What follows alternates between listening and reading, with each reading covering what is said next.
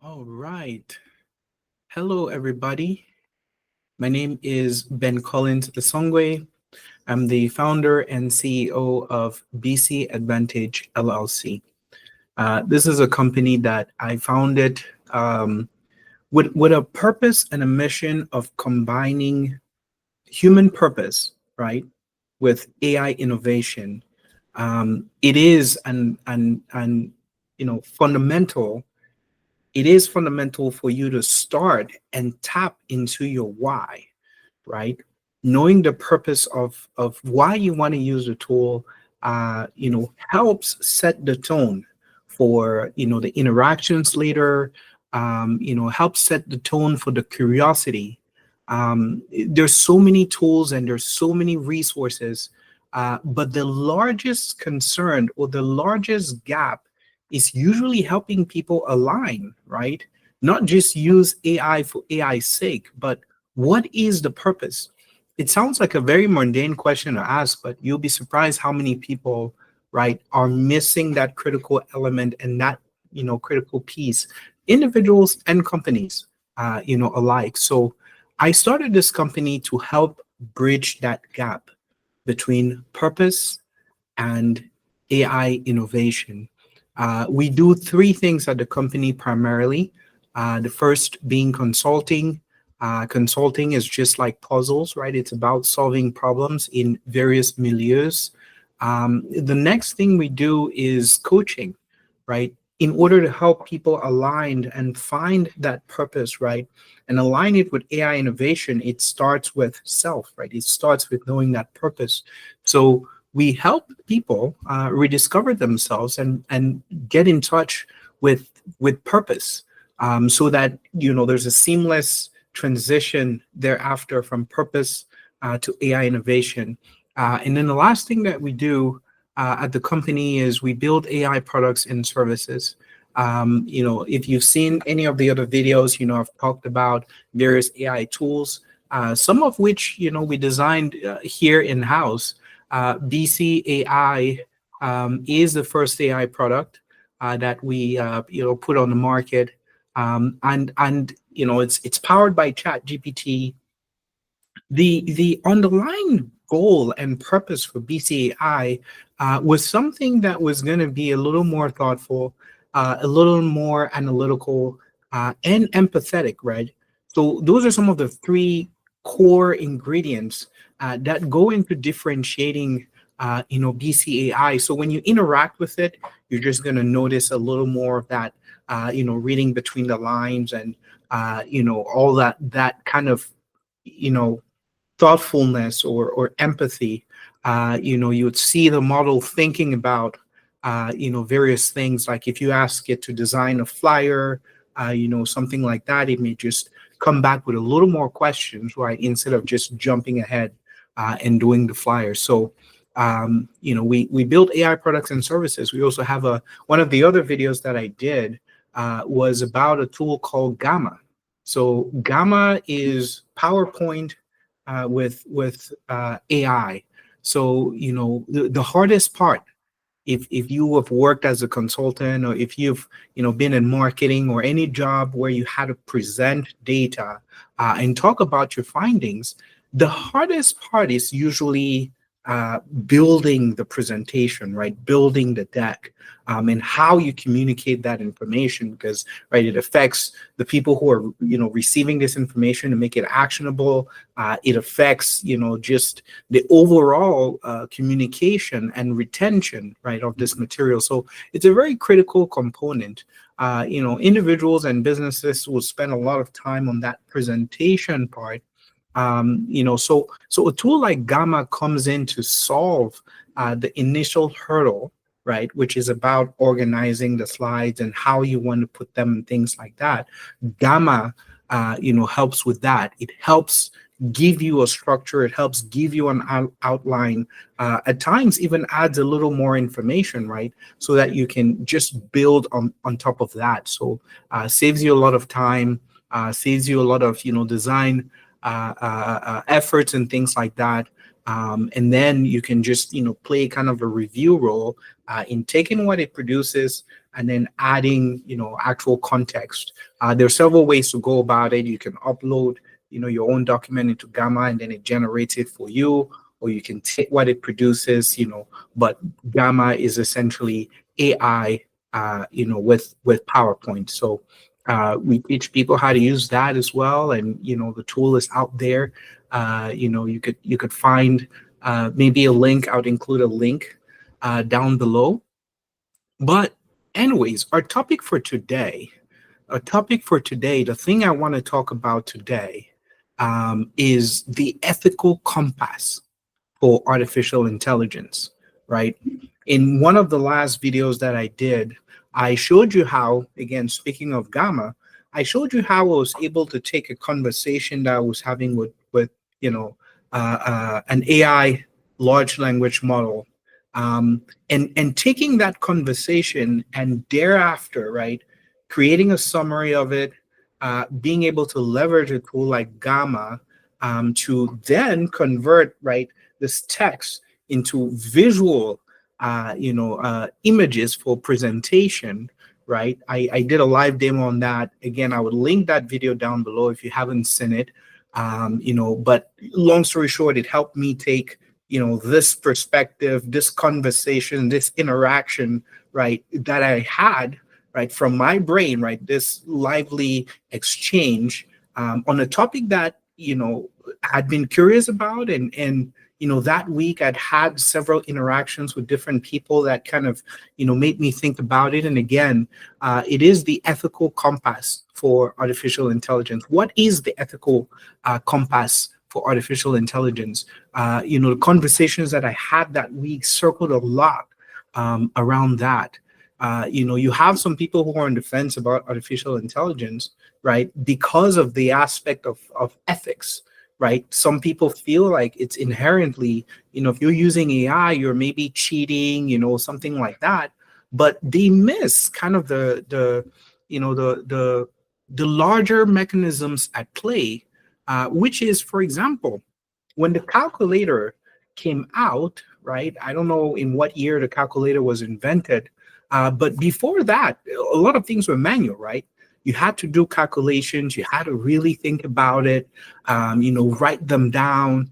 And then the calculator came about and sped up that mathematical, process. And fundamentally, the calculator is just a tool. It's how you use that tool that matters. It's how you use that tool that makes all the difference, right? You had some people who were using calculators to improve, right, financial systems, to improve, other areas of society, and on the other hand, you had people who were using calculators to develop, right, weapons and other nefarious things, right? Fundamentally, it is about what you do with the tool. That's why our approach, right, at the company is vital, because we start with purpose. What is your purpose, right? What are those things that are driving you and motivating you? And then you're adding a layer of AI with that AI innovation. And if we were just going to take a step back, right, zoom out of that and really think about it, that means if a majority of folks, right, are wanting to use the tool. I just got a message here. Am I still here? Yes, I'm still in the call. So if a majority of people are wanting to use this tool ethically, right, in a way that benefits society, then there is a real opportunity for development. There is a real opportunity for transformation, right? One that's going to be beneficial to everybody here. That's for, kind of the conundrum, right? Is that we see those tools that are capable, that can do so much, but in part, right, what prevents that development, what prevents the advancement, right, is the fear of us, right? Because at the end of the day, AI is an amplifier, right? It's kind of a mirror of intent. So, we have to sit with that. We have to sit with purpose. Really drill down on your purpose. What are your objectives? And then you leverage this tool that, again, is not new. right? The other thing to level about, right, artificial intelligence, now maybe, there's a buzz, it's here and there, but it's not new. We've been using the system for a long time. The part that's advanced is now the system's ability to respond back, right? To talk to us, to interact, with us. So fundamentally, again, align purpose with AI. I see generally two types of people who are using AI, right? There's, on one hand, the people who are curious about knowledge. One of the things that used to drive me bonkers when I was back in college, was the fact that, for example, if you're reading a book, right? Whatever book, first of all, you're reading is just based on, a particular person's or group of people's perspective, right? You read this book and then it's done. If you have questions after that, you can't really, you can, right? You go to the library, spend extra time to kind of extrapolate and predict, and things like that. But that required a significant more amount of effort, right, for you to do that.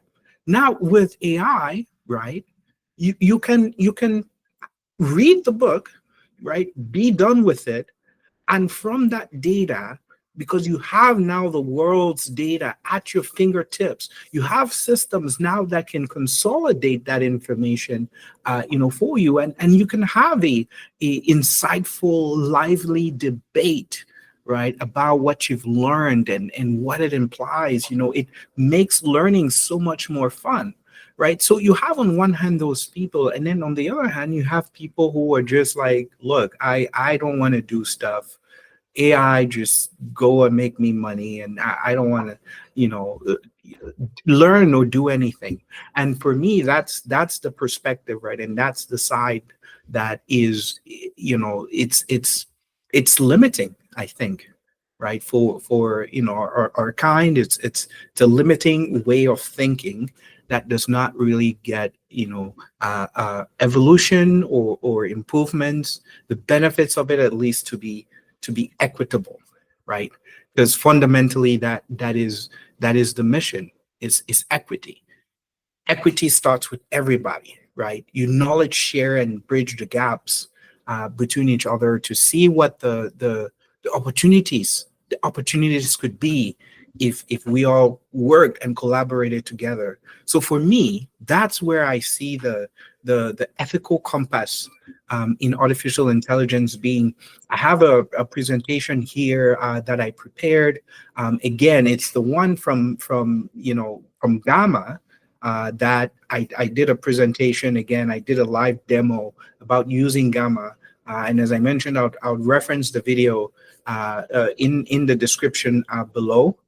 But now I'm going to take that presentation and we'll talk over, again, this ethical compass. I know I spent some time here initially just kind of ranting and things like that. So leveraging this presentation, I will make, the point of this video again in a more orderly, right, kind of manner. So let me go ahead and share my screen here.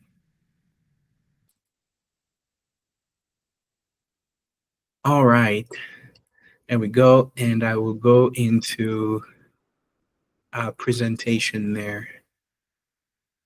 All right. So as I was mentioning, our conversation today, right, is about, the ethical compass for AI. And in my view, right, based on my experiences, uh, intent and purpose, intent and purpose are what should guide, right, AI advancements, are what should guide, our future, as a species, right? If we thought about just, again, minor improvements, right, those atomic habits, those little daily, things that we did, if we do positive things collectively, there is hardly, another way that society can evolve and can be beneficial, right, for everybody. We all live in different, realities, if you will. But I know in my reality, if I can do every day at least one positive thing, that is an effect that ripples right across society, across the globe, and things like that. And AI is that amplifier, right? AI is that bridge. We take what we have right now for granted, but think about a time where, in order for this conversation to happen, in order for this exchange to happen, maybe we would write a letter, that is going to take 3 months to reach its destination. And imagine if you had to send another communication back, and there's so many nuances. There are just so many, variables, and things that, technology has solved, right? I can be here, sitting here in the United States, in Texas, and having a dialogue with somebody in another region, right, in another space, but we're having an instant conversation. Those are things that have been facilitated and improved, over time with technology, right? So AI itself is not an end; it's a tool, right? And so if we use this tool with clear intent and purpose, right, knowing your why makes all the difference. Makes all the difference.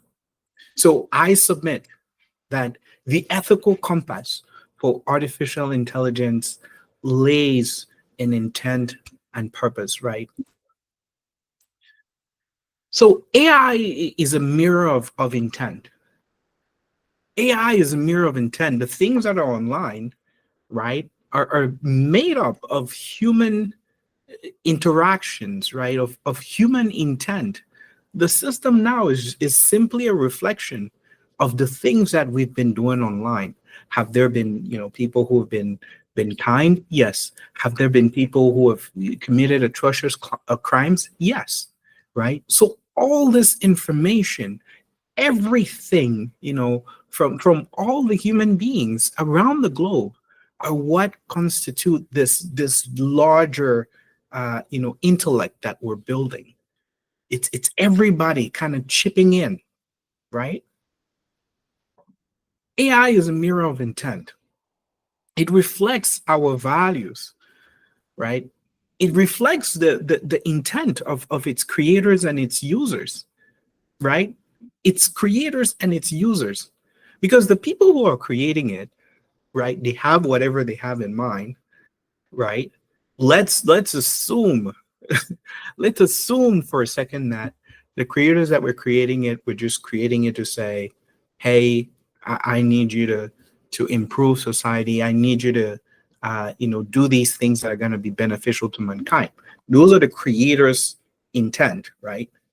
You go to the users, you see that at the end of the day, it also matters what these people on this other side are doing, right? You can take something that is meant to be beneficial and use it in a way that is not, right, beneficial to all, right? So it's a two-way street. When we talk about the responsibility of AI, it's a two-way street. On one hand, you have the people who have built it, but on the other hand, you have the users who are using it. The thing in between, the thing in between is just a tool. That's the hardest part for us to kind of get over. It's an amazing tool. Granted, it's a fantastic tool. It's an amazing tool, but that is the harder and hardest part. And the way we overcome this, is, as I submitted, it's with intent and purpose. So it, AI, again, it bridges the gap, right? It bridges the gap between these two sides. It can empower individuals and drive meaningful progress, right? Just depends on how you use it. That's not to say, the last point there, that there are no risks, right? So AI can continue to reinforce biases, right? I'll give you a very simple example of how that is. Imagine some guy sitting in whatever state who has never traveled outside, right, of the United States, for example. Whatever they know, right, this is that access to information, whatever they know educates their perception, right, of it. If around them they only have people who have also never traveled out, then they don't have access to that new information or that new reality of what things are. And so if they're communicating with each other, all they're sharing is what they know. And again, it's not based on fact, it's not based on reality, it's just what they know, right? So AI can be used to reinforce those biases. Now, the other thing that I always say is you have to participate, right? In order to make the system more equitable, you have to participate. If you don't participate and you sit out, then how can the system reflect things that represent you? So you have to participate, you have to speak up in the system in order to leave an imprint of yourself, of you know your reality, so that it educates kind of the whole. So AI can also be misused for short-term gains, right? There are a lot of people who are tired, right? And rightfully so. And they need that break, they need that miracle, so they will, follow links that are not safe and things like that. I was interacting with some gentlemen in Zambia recently, and the conversation came up about nefarious sites, and the perspective I shared was, look, it used to be a time where you got a site and you weren't sure if this site was legitimate. But I said, the reality in this day and age is now there are tools that you can verify those sites with, right? You can go into BCAI, you can go into ChatGPT, you can go into whatever LLM and just ask the question, right? Is this website legitimate, right? If so, tell me why, and you would sort of get that, that feedback. You have these tools, these intelligence systems that can go and do homework and come back to you with stats, with facts, and things like that. And they're capable enough, right, to reason through whatever objectives that you kind of provided. All right. So how does intent shape AI ethics, right? I gave a random example before about developers building. Look, one of the reasons why I decided to partner with OpenAI and build BCAI with them is because of their mission, right? Their mission is to build towards artificial general intelligence and help humanity, right, evolve into that next era, right? I mean, think about that. That's, for me, that's a huge responsibility, right? First of all, but it also speaks to that dynamic between the creators and the users. At the end of the day, this is what their stated intent is. But I also recognize the responsibility, right, that puts on me and how I use the tool, right? So that continues to make that point about intent and purpose. So how you're consciously using the AI is feeding, it's training the systems, right? How you want them to be, how you want them to interact are things that have to be thought, right? You have to think about it again as a tool that's meant to be beneficial for you in whatever way it is, you know. So the purpose, you consciously think about, okay, what am I, what am I trying to do with this tool, right? And then you know you take the tool and you're trying to now say, okay, maybe I can use it, on my walk, for maybe for stories, that I can tell my kids, maybe to learn a new language, right? The possibilities are endless, right? If you're going to learn a language, right, and you're using the tool, there's that sort of curiosity, of innocence. You want to learn a new language, where do you start, right? You build exercises around that. Whatever you want to do, if you dedicate a little bit of time on that thing every day, right, you can build something that is transformational. I recall about a year or so ago, when I was in Canada, I met a gentleman who, this was back in maybe the year 2021, 2022, and he was interacting with one of the newer at the time models of chat gpt, and he's in the financial sector, right, and he remembers asking it a couple of questions, right, about strategy, about things like that, and he said the answers he got were trash.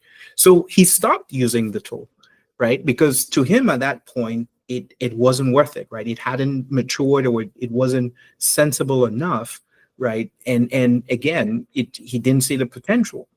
So I said to him, look, your frustration was fair, but think about the other side of the equation here is, what if you had taught the tool, right? If you taught the tool, right, how what he was getting wrong, what it should have done, or what it should do, right? It learns just like you over time and gets better just like you over time, right? So your purpose, your conscious use, your purpose, your intent, really matters. Your intent. What are you trying to do with the tool? The combination of these things, right, shape the ethics, shape the direction of how I'm hoping that AI is used, and what I'm putting out, right, into the world. So there is a human art of conversation here, right? You have to, AI's challenge, technology increasingly, as we know, technology is increasingly dominating our interaction. AI has sparked critical ethical debates about decision making, right? Because there's an aspect there that feels like, hey, the tool is just brainwashing us. And again, the real possibilities of this, right? These have been happening, right, in some instances and things like that. But if we're able to factually know, right? Let me take in the case of an election. If we're able to factually know that every single vote that was cast was actually cast by a real person eligible to vote, and all the criteria, met, if we're able to get that, that's beautiful, right? Because that's an ability to sample and survey everybody. That's equity. Everybody is the same, right? And you're able to get this inside. It's very transformational. And look, if we're able to make decisions with that much precision, then again, we can. There's a lot of good that could come out of it. There's a lot of good that could come out of using technology the right way, right? So that's the first thing under this arc is what AI's challenge is, and beyond that, right? You have to think about the ethical guard, the compass for AI, as we talked about the fundamental, the why, right? You have to go beyond just what are the matrices and what are the KPIs, right, and things like that saying. You have to go beyond the matrices to the human side, of artificial intelligence, right? You have to connect realities, right? You see that what is prevalent here in the States, for example, is not prevalent in other parts of the world. Everybody is sort of in a space of their own, in an ecosystem of their own, and in a reality, right? And sometimes it's just about, again, giving the tools and saying, However way this works for you, right, positively is how you should adopt this technology, how you should use this technology, and things like that. So some of the critical ethical questions, right? We've talked about purpose and intent, as the ethical compasses, but some of the critical ethical questions here are, again, should AI content always be identified as AI content, right? It's one of disclosure. Hey, should you label it, as AI generated, right, or not? I feel like that's a discussion that can, it's open ended and go either ways. If the purpose and intent are clear, right? If the purpose and intent are from the user, right, and the creators, then again, they're serving their purpose and intent. Should every piece of communication, for example, should every email, right? It's labeled an email, but at times it could be an email, it could be marketing material, it could be anything. Yeah, maybe labeling each and everything. Again, with labels, you have subcategories, is what I'm trying to say, right? Labeling things, we have been labeling things. We know that this is Google Meets chat, for example, or we know that it's a book. We have letters of the alphabet. We've always been labeling things, right? If as long as the labeling helps, right, and that is purposeful, purpose linked, then again, let's do it. So the other critical elements are boundaries, right? Where do we draw the line? Where do we draw the line? This part here is very sensitive, because there is another reality, right? There's a virtual world that is happening, all around us. There are conferences that are happening in the virtual environment. There are concerts that are happening in the virtual environment. And for the average person, this may be something unfamiliar, right? If you've never been to spaces like that, there are companies that are building universities in these virtual environments, right? So look, things things are changing, things evolve, right? What may seem weird now may not be in the next 5 years, right? The same way, if we could transport somebody from the year, I don't know, 5 AD or BC or something like that, and bring them into this era, it's going to be quite disorienting, right? So it, look, there should be clear lines, right, as to what systems should or should not do, things like that. What is human versus what is AI. Look, we should all come together and agree on some clear boundaries, right, and kind of grow and kind of evolve from there. But these are critical questions that should be asked and debated, right, and we come up with a solution that is equitable, right, for everybody. There's another critical question here is accountability, right? If the AI makes a mistake, who's at fault?